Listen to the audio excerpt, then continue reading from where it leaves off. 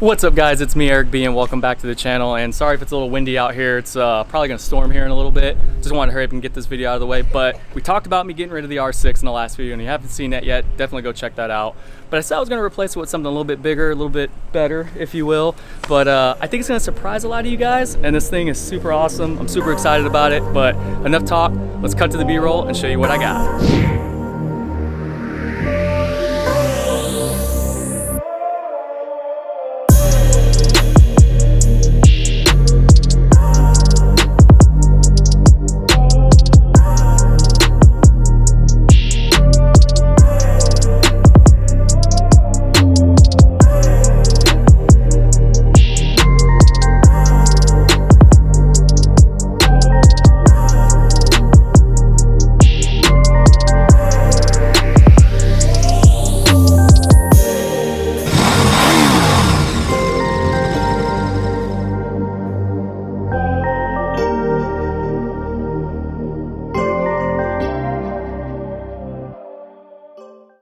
So who guessed right? KTM RC8 1190R. So this is a 2013, and a lot of people thought I was going to get an R1 or a BMW S1000RR, but I decided to go this route because it's different, it's rare, not a lot of people have it. And just, you know, looking at the bike right now, I mean, it looks like it's in pretty good condition. I mean, it's a 9-year-old bike. It's got, you know, some scuffs and stuff here and there, and it just needs a little love. But a lot of these bikes really aren't in that great of condition for, you know, a lot of the people that are selling them and stuff like that.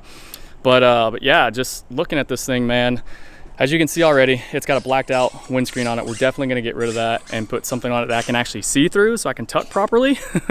And the guy that had it before me, he put some carbon fiber fenders front and rear on it.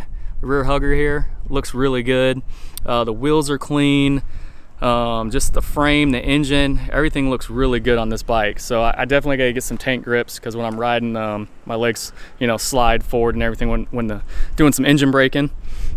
And what else? Let's see here. We're definitely gonna swap out these levers, because these are these cheap old Amazon levers. I don't even know why those are on there. The other thing I like about this bike is that it comes with a Brembo master cylinder front and rear.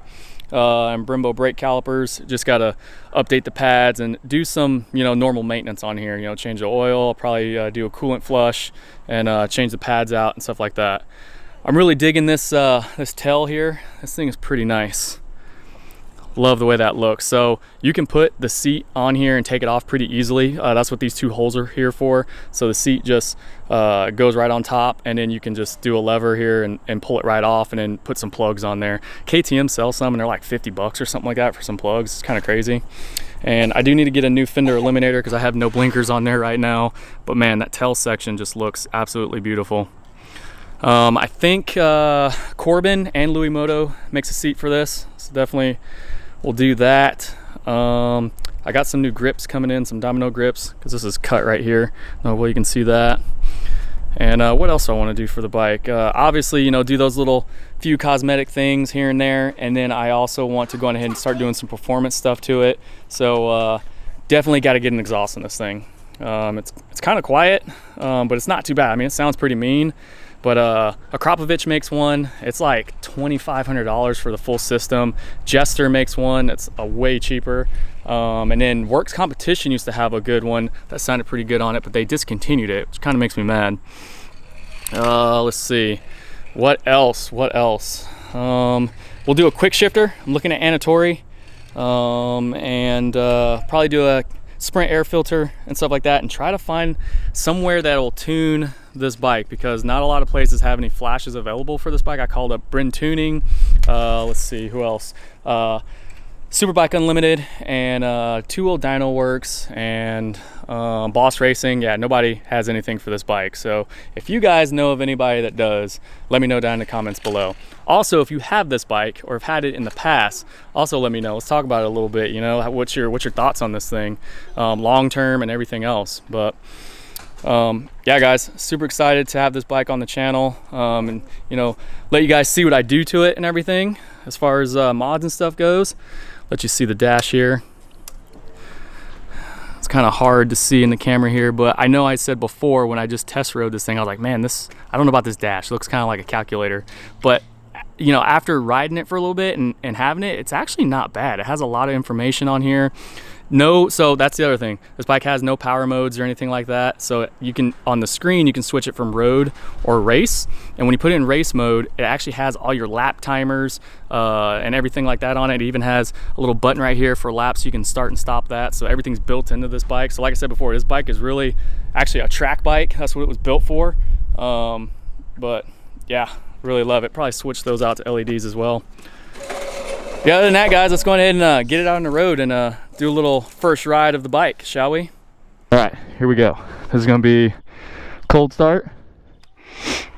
Let you guys hear that?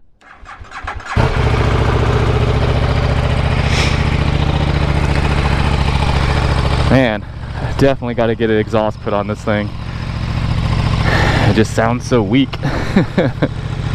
But for stock, it doesn't sound too bad. And I really like the way that this thing sounds.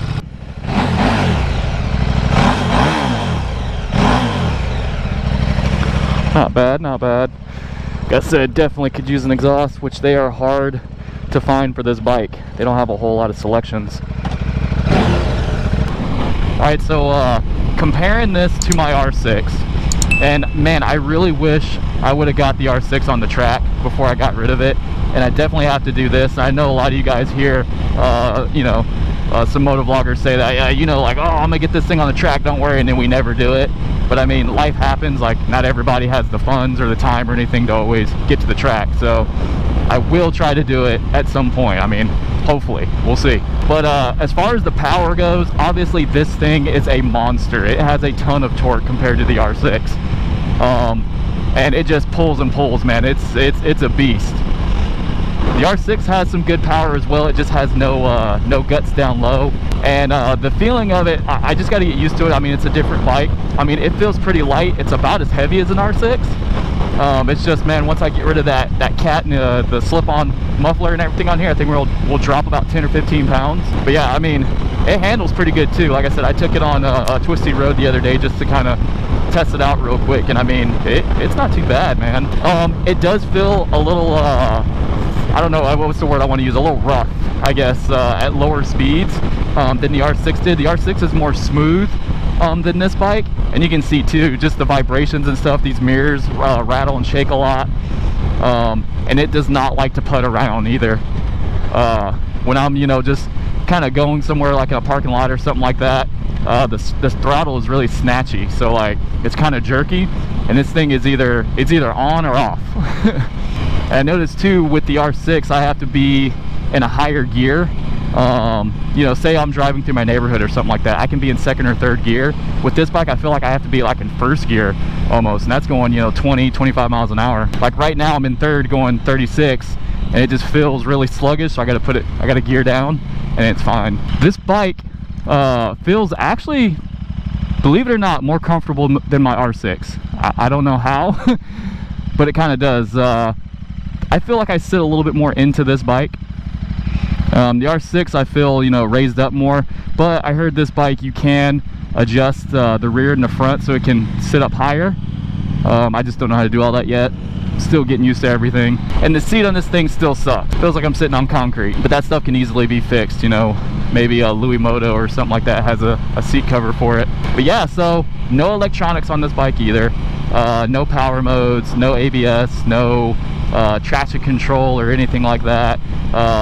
The other day when I was testing this thing out, I was in second gear, and I don't think the tires were all the way warmed up yet, and I punched it, and I felt the rear tire starting to spin out. So yeah, it's just something to get used to. I got to be careful on this bike because it'll humble you real quick. But I think that's better too. A lot of people will say, you know, not having electronics is a little bit better because it makes you be more one with the bike.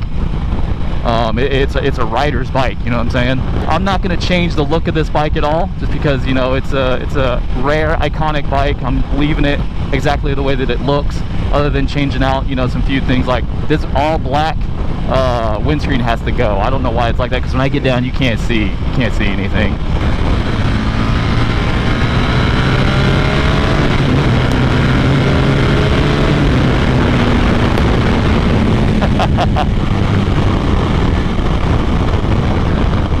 man, she's got some grunt. I would duck down more, but then you guys wouldn't be able to see nothing because of this stupid windscreen. The crazy thing is, like I said in my first ride video, this thing is pumping out 90 pound-feet of torque. That's like the same thing as like a Ducati Panigale V4. And this is a V-twin. Insane amount of power. Only 173 horsepower, and I say only. I mean, that's still pretty decent. But this bike wasn't built to be, you know, some top-end rocket ship. I mean, I didn't buy this thing to be, you know, a highway monster doing drag racing and stuff like that. I bought it because I wanted to be able to handle, you know, taking curves and stuff like that, going to places like Tell the Dragon, definitely taking this thing to the track. And just because of the rareness of it, you know what I'm saying? Like, not a lot of people have this bike.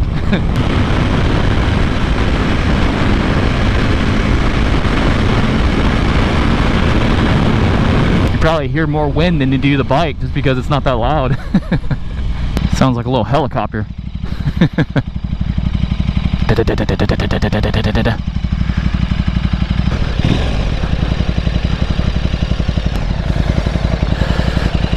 Need an exhaust for sure. Can barely hear it.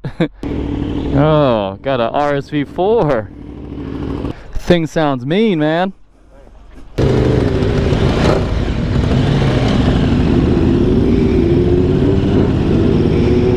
And we're off. I think I might mess around with the RSV4 a little bit to see how the old stock RC8 does against it.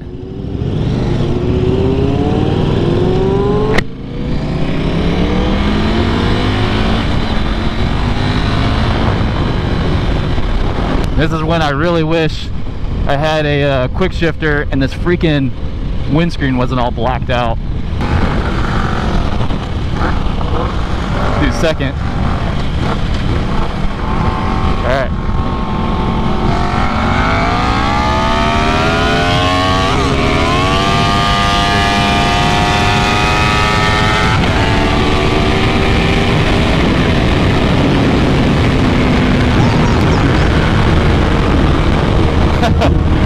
I was not ready for that one.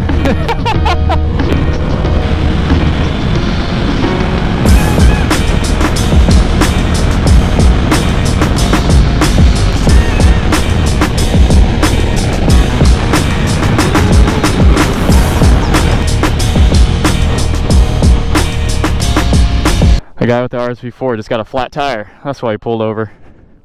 That's not good.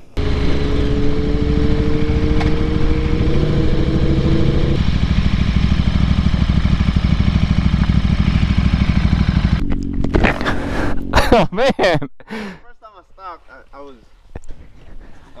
securing my helmet. Oh. Right? And kept going. And then I made that first turn, no problem. And then I made two more turns. I was like, this shit not turning. Yeah, because I waited for you. I was like, okay, and you said you were good. And then we were in that turn, and you slowed down, and I went around. I was like, whoa, what happened? And then, yeah, man, that sucks. Completely flat. Damn. Do you have insurance? Do you have like roadside? You don't? I just got this. Oh shit. shit. Alright, so we moved up the road a little bit just so we weren't near that curve up there. Cars coming around there hauling ass.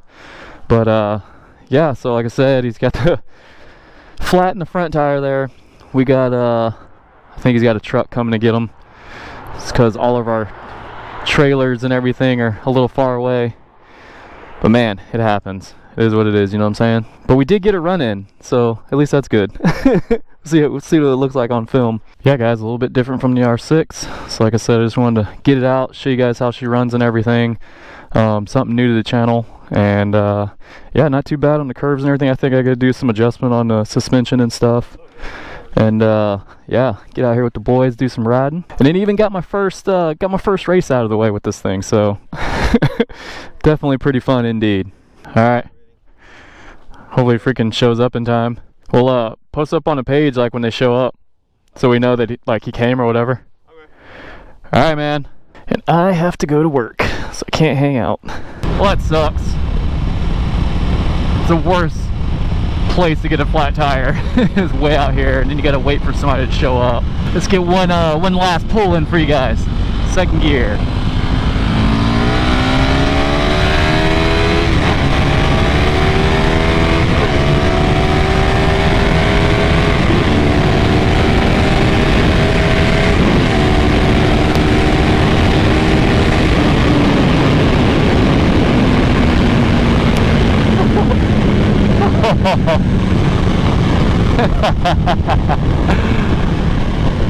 Oh man, damn gloves are trash. I gotta get some new ones. But yeah guys, hopefully you're gonna enjoy what I'm gonna be bringing to the channel with this bike, and I think it's gonna be good. If you guys are liking what you see, definitely give me a like, and if you're new to the channel, be sure to subscribe, and I'll see you guys in the next one. Peace.